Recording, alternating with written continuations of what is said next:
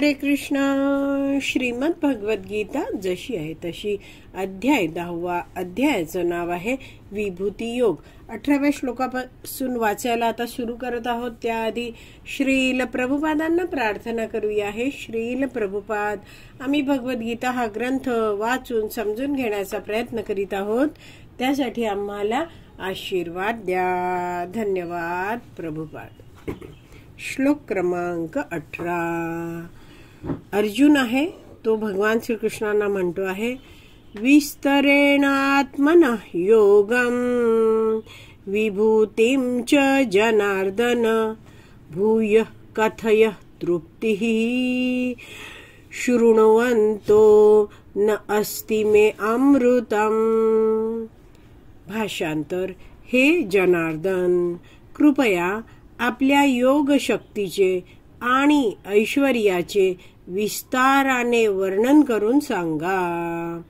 तुमच्याबद्दल श्रवण करून मी कधीच तृप्त होत नाही, कारण मी जितके अधिक श्रवण करतो तितके अधिक मला तुमच्या अमृतमयी संभाषणाचे रस आस्वादन करण्याची इच्छा होते. तर शब्दशः अर्थ बघूया. अर्जुन म्हणतो आहे विस्तरेण आत्मनः योगम. तर भगवंतांना म्हणतोय आत्मनः योगम, आपली ही जी योग शक्ती आहे हे भगवंता, विस्तरेण तुम्ही विस्ताराने मला सांगा. योगम आणि पुढे म्हटलंय विभूतींच, म्हणजे मला तुमची योग शक्तीबद्दलही सांगा आणि ऐश्वर्य विभूतींबद्दलही सांगा. आणि अर्जुन भगवंतांना जनार्दन म्हणतो आहे. इथे शब्दशः अर्थात जनार्दनचा अर्थ बघा, नास्तिकांच्या हंता, म्हणजे नास्तिकांना नष्ट करणारे हे जनार्दन. आणि भूयः कथय, तुम्ही पुन्हा हे मला वर्णन करा. तृप्तिही शृण्वन्तो न अस्ति मे अमृतम. तर तुम्ही हे जे काही मला वर्णन करता आहात तर ते तुमचं अमृतमयी संभाषण आहे, त्याचं मी आस्वादन करतो आहे, पण त्यामध्ये तृप्ती माझी काही होत नाही. जितकं मी अधिक श्रवण करतोय मला आणखीन श्रवण करण्याची इच्छा होते आहे. तर आपण पुन्हा एकदा भाषण तर जाणून घेऊया. ह्याच्यात अर्जुन म्हणतोय, हे जनार्दन, कृपया आपल्या योग शक्तीचे आणि ऐश्वर्याचे विस्ताराने वर्णन करून सांगा. तुमच्याबद्दल श्रवण करून मी कधीच तृप्त होत नाही, कारण मी जितके अधिक श्रवण करतो तितके अधिक मला तुमच्या अमृतमयी संभाषणाचे रस आस्वादन करण्याची इच्छा होते. तर या विषयावर वैष्णव आचार्य समजवतात की हा कृष्ण कथेचा स्वभावच आहे. काय आहे स्वभाव कृष्ण कथेचा? की भक्ताच्या मनात भगवंतांप्रती प्रेम जितकं जागृत होईल, भगवंतांना संतुष्ट करण्यासाठी जितका तो भक्त भगवंतांच्या विविध भक्तिमय सेवा करेल, भगवंतांबद्दल जितका जास्त श्रवण करेल, जितकी कृष्ण कथा ऐकेल, तितकी त्या भक्ताला भगवंतांची आणखीन सेवा करण्याची, भगवंतांबद्दल श्रवण करण्याची रुची, आवड आहे ती वाढत जाते. असं म्हटलं जातं की कथेतूनच कथा जन्म घेते. म्हणजे एकदा कृष्ण कथा ऐकली की आणखीन कृष्ण कथा ऐकाविषयी त्या भक्ताला वाटायला लागतो. याला म्हटलं जातं कथेतूनच कथा. एकच मिनिट, तो शब्द काय वाचला आपण की कथा श्रवण करण्यातूनच कथा ऐकण्याची रुची वाढत जाते, कथेतूनच कथा जन्म घेते असं याला म्हटलं जातं.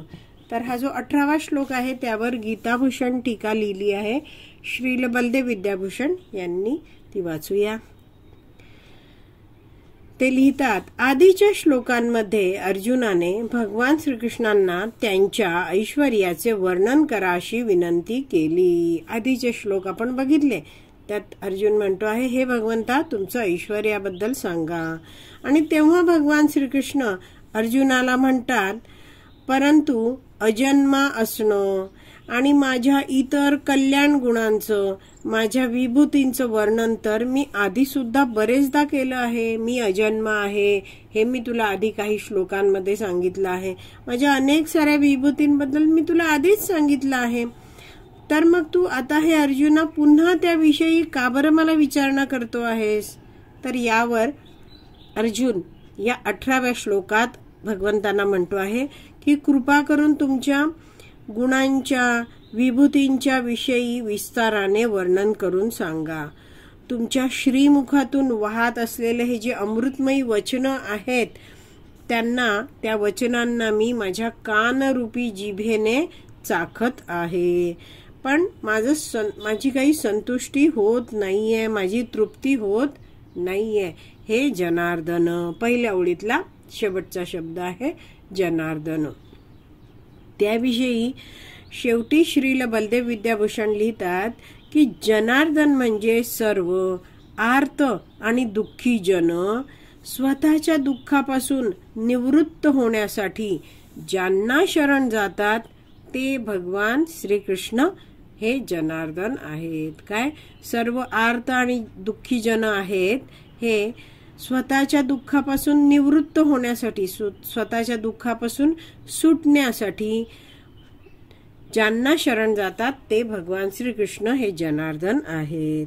तर वैष्णव आचार्य समजवतात की इथे श्रील प्रभुपादांनी शब्दशः अर्थ दिला आहे जनार्दन, त्यात दिला आहे नास्तिकांच्या हंता.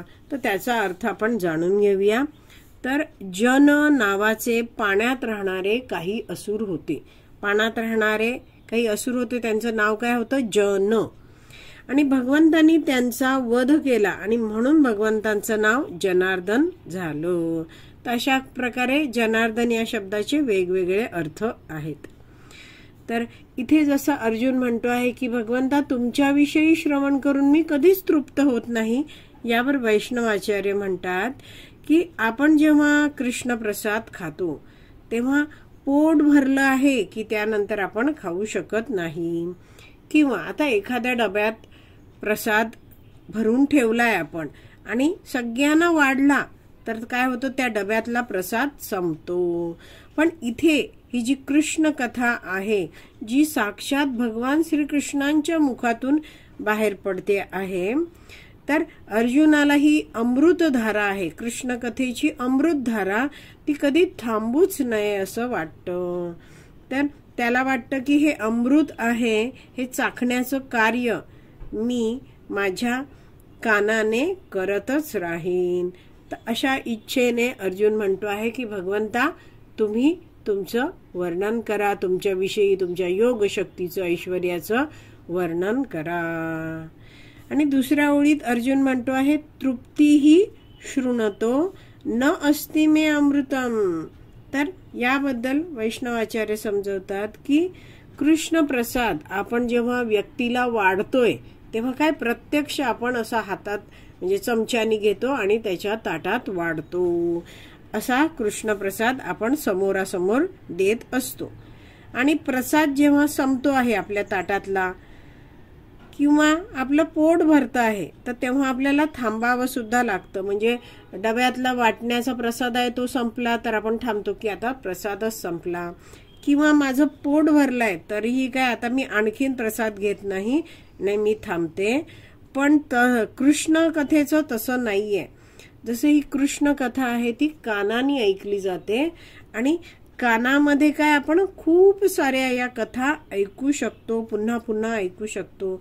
जसं आता इंटरनेटमुळे मोबाईलवर आपण खूप साऱ्या या यूट्यूबमध्ये हरे कृष्णच्या कथा आहेत त्या ऐकू शकतो, प्रवचनं डाउनलोड करू शकतो. तर अशी ही जी कृष्ण कथा आहे ती आपण पुन्हा पुन्हा ऐकू शकतो. तर श्रील बलदेव विद्याभूषण यांनी या 18व्या श्लोकावर लिहिलेली जी गीताभूषण टीका आहे ती वाचून पूर्ण झाली आहे. आज इथेच विराम देऊया. श्रीमद भगवद गीता की जय. श्रील प्रभुपाद की जय. हरी बोल.